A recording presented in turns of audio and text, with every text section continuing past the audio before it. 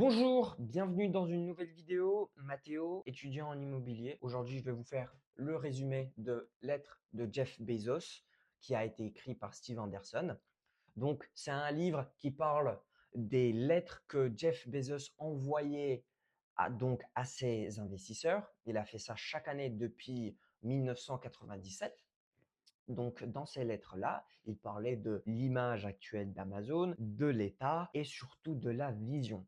À partir de cette vision, l'écrivain a pris en compte chaque principe que Jeff Bezos emploie afin de déterminer qu'est-ce qui a fait la réussite d'Amazon. Alors, le livre est constitué de 4 parties différentes. Donc, les 4 piliers de ce succès sont la partie de test, la partie de construction, la partie d'amélioration et finalement le fait de passer à l'échelle. Donc pour chaque partie, il y a des principes. En total, il y a 14 principes et on verra chacun des principes un après l'autre. Alors, pour le premier principe, Jeff Bezos, il va surtout parler de échec réussi. C'est quoi un échec réussi? Alors pour lui, un échec réussi, c'est le fait de tester les choses, de ne pas avoir peur d'échouer et en fait de prendre des risques calculés. Il dit que la réussite d'Amazon a été faite grâce à ces échecs réussis qui l'ont permis d'avancer à chaque fois un peu plus. Ça signifie qu'un échec réussi,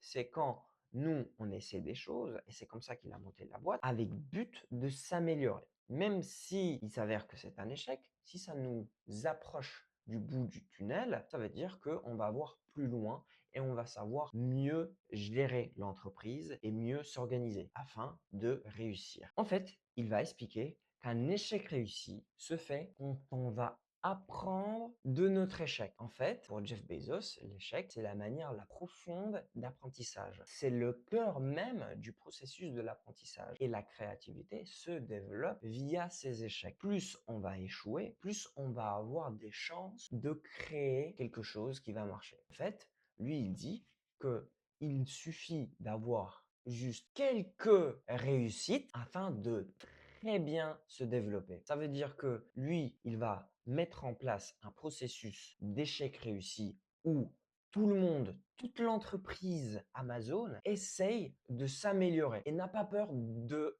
échouer. Donc, cela fait que les échecs réussis passent par une prise de risque calculée. Jeff Bezos, depuis le début de sa carrière, il a pris des risques. Il n'a pas pris des risques où ça passe ou ça casse. Pour lui, c'est une idée idiote. Il a pris des risques continuellement, où il a analysé les données, on va en parler plus tard, et il a trouvé les solutions afin que ses idées marchent. Il n'a pas trouvé ça du premier coup, il a tellement essayé jusqu'au moment où il a trouvé la solution. Alors, deuxième principe, parier sur les grandes idées. Qu'est-ce que ça signifie? Ça signifie que Amazon, dans notre exemple, va toujours essayer de voir plus loin. Amazon va toujours essayer de faire des choses qui ne sont jamais été faites. Comment ça se fait? Ça passe aussi par des prises de risques qui sont continuelles. Comme dit Thomas Edison, en fait, un essai erroné est souvent un pas en avant. Du coup, pour arriver à ces grandes idées, Jeff Bezos et Amazon vont prendre des risques continuellement et après, si ça commence à fonctionner, ils vont passer à l'échelle et développer. Alors, il y a eu Super Silver avec des livraisons gratuites à partir d'une certaine somme qui s'est développé et qui est devenu Amazon Prime. Donc, on est passé d'une idée assez risquée à une idée qui a totalement bouleversé le marché. Cela s'est fait avec des prises de risques continues, pas tout d'un coup. Alors, troisième principe, c'est le fait d'inventer et de pratiquer l'innovation dynamique. Qu'est-ce que ça signifie? Ça signifie que c'est plutôt une mentalité qu'il faut avoir. Ça veut dire qu'il faut toujours se remettre en question. L'entreprise d'Amazon essaye toujours de s'améliorer. Ça se passe par les gens qui sont sur le terrain tous les jours, qui voient les choses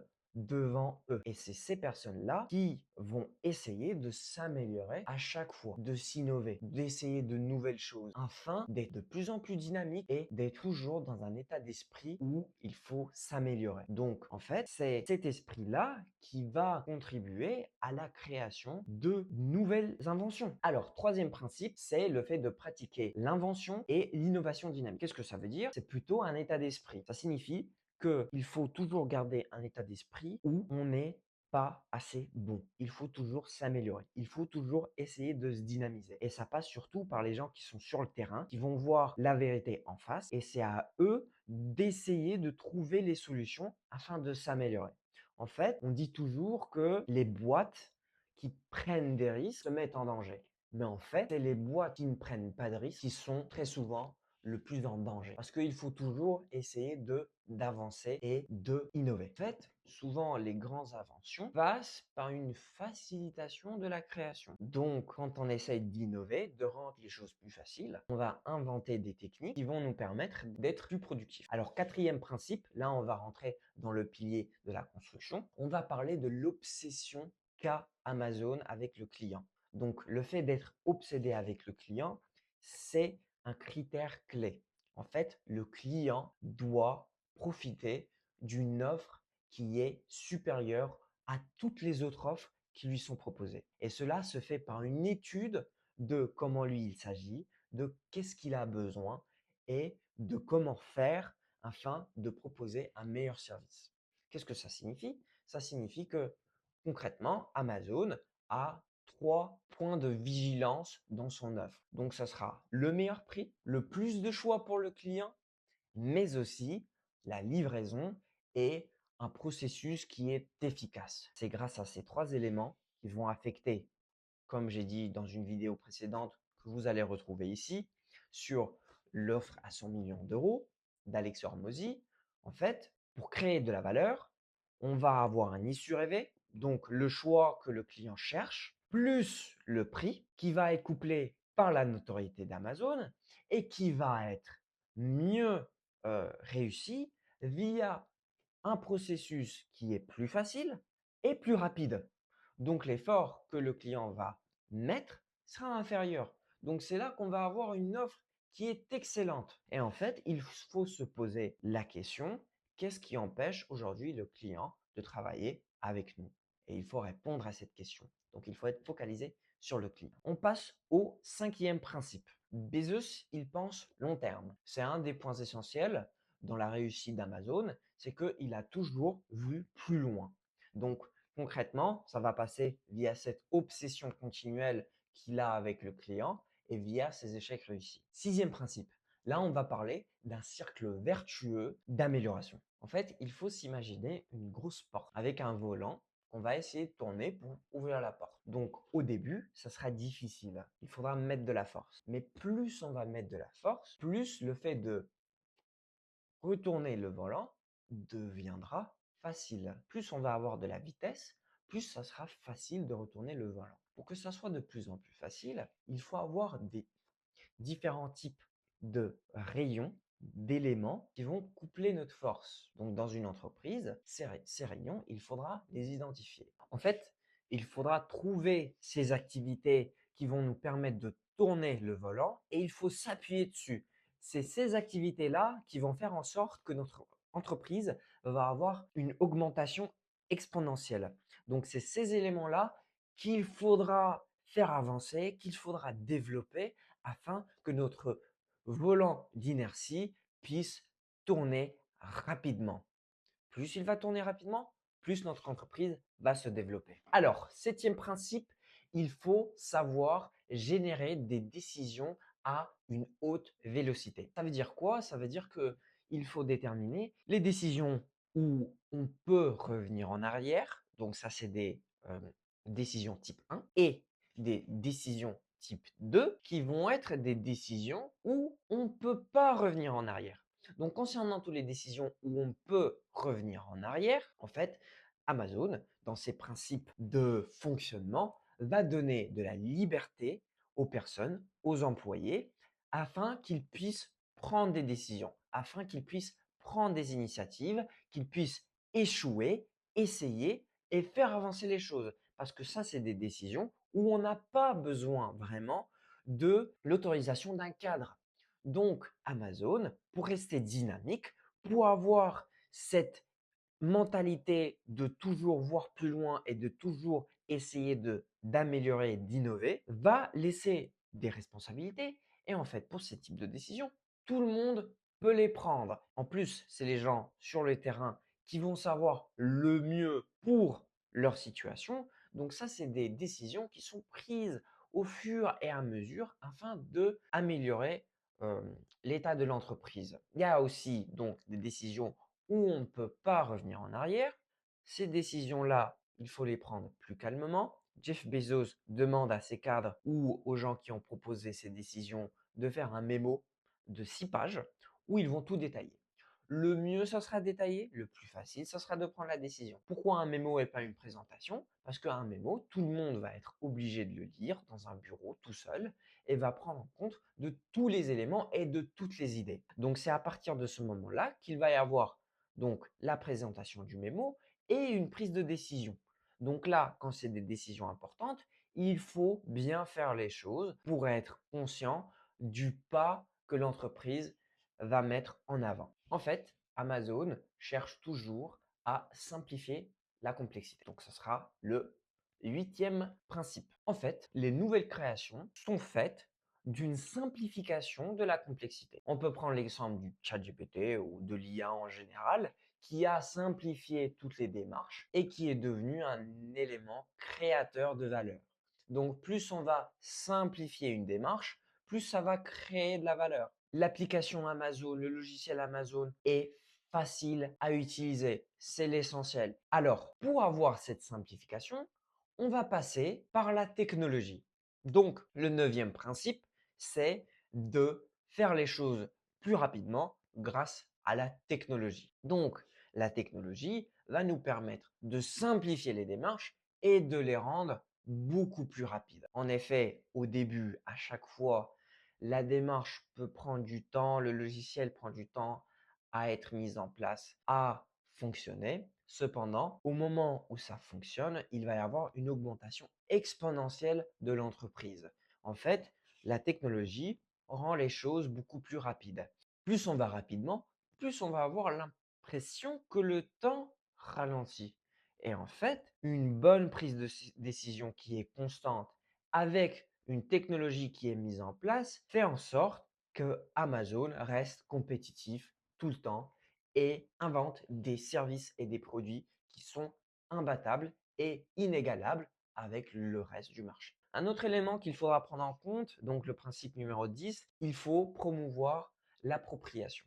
Alors, l'appropriation, qu'est-ce que ça signifie? Ça signifie qu'il faut donner l'impression aux employés qui sont en train de contribuer pour leur propre bien et pas pour le bien de l'entreprise. Et cela se fait par différentes méthodes. En fait, Amazon donne des responsabilités à chaque employé via les échecs réussis, via cette méthode de prise de décision dynamique, mais aussi par rapport au salaire et aux primes. Amazon ne va pas offrir de l'argent, Amazon va offrir des options de stock. Les gens qui travaillent chez Amazon investissent chez Amazon. Donc cela fait que les gens sont engagés. Ils sont en train de travailler pour la boîte où ils ont investi. Donc ils sont beaucoup plus engagés et ils ont, comme par exemple, quand on est locataire d'un logement, on ne va pas traiter le logement de la même manière que quand si on était des propriétaires. Quand on est propriétaire, c'est notre bien, c'est notre travail. Donc en fait, c'est la même chose pour une entreprise. Alors, onzième principe, là on va entrer dans le quatrième pilier, donc le troisième accélérer, le quatrième passer à l'échelle. Il faut entretenir une culture d'entreprise.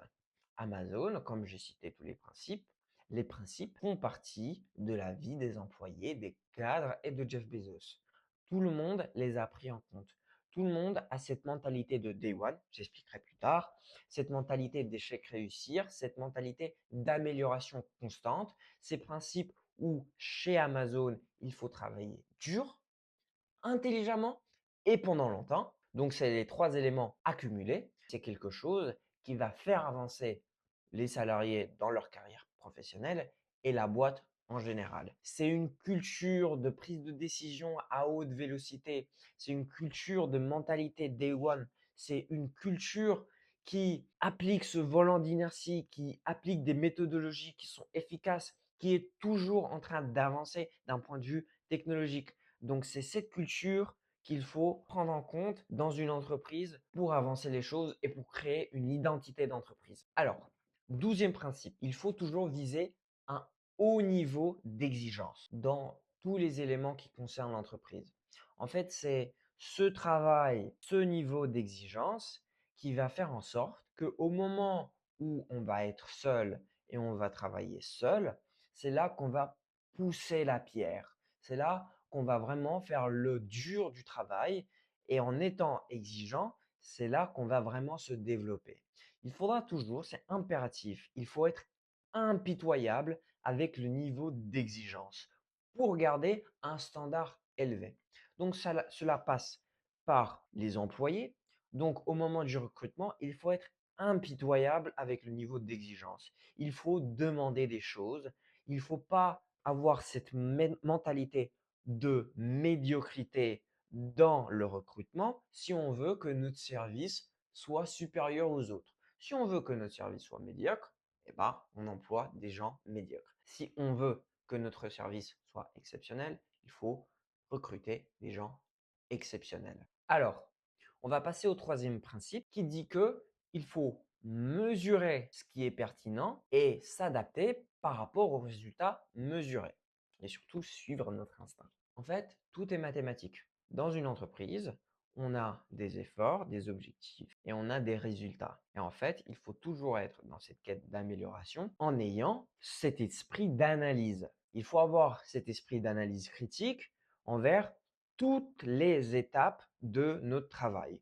Comment on travaille, quels services on propose, pourquoi ces services marchent, qu'est-ce qui empêche le client de faire des affaires chez nous. Il faut avoir cet esprit focalisé sur le client et il faut toujours être en quête d'amélioration. Cette amélioration se fait via une analyse de ce qui va et ce qui ne va pas. Dans une entreprise comme Amazon, cela passe par la confiance du client. En fait, si le client nous fait confiance, là, il va mettre un avis, il va mettre, si on fait des enquêtes, il va mettre des réponses sincères. Donc, en ayant cette confiance et en ayant cette envie de proposer le meilleur service, nos clients vont nous aider afin de leur proposer le meilleur service possible. Alors, le 14e principe, le dernier, c'est avoir une mentalité day one.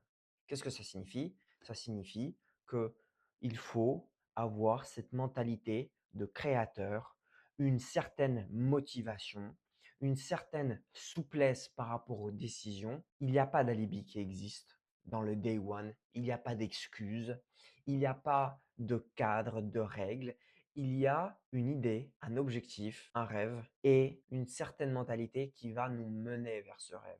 En fait, à partir du moment où on va passer au day 2, ça sera la stase et puis l'insignifiance qui est suivie de la mort. Une entreprise qui veut se développer doit avancer, sinon elle meurt, elle ne va pas rester sur place. En fait, cette idée se concrétise par une obsession du client, un certain enthousiasme de faire des nouvelles choses, de découvrir et de s'améliorer. C'est ça la mentalité d'Amazon, c'est ça la mentalité de Jeff Bezos et c'est ça qui a fait de Jeff Bezos un des hommes les plus riches du monde. Alors, on arrive à la fin de cette vidéo. Merci d'avoir visionné celle-ci. Si vous souhaitez mettre un like, mettez un like. De toute façon, je continuerai à faire des vidéos comme celle-ci. Donc, n'hésitez pas à me mettre en commentaire qu'est-ce que je pourrais améliorer. Merci encore. Tchuss.